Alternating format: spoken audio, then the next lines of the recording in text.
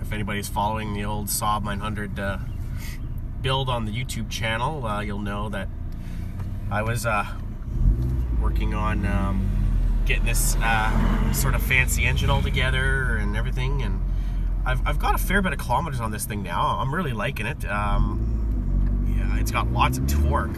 It's actually a real pleasure to drive. Unfortunately, my original sort of reservations about the transmission did end up becoming true. We're down to, as you can see here, we're in third kind of now, and we're just going to go into fifth. Fourth gear is no longer with us. It disappeared about 15 minutes after I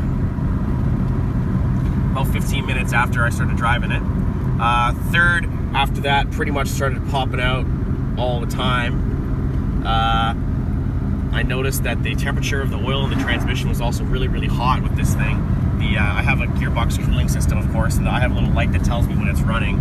And even it ran a lot trying to cool the gearbox down, and it didn't even help. It makes some crunching noises where it's, I'm imagining the gears are chewing up little pieces that are floating around in the oil. And I cleaned out the filter for the transmission pump yesterday, and there was tons of large items inside of there. So really happy with the performance of the engine.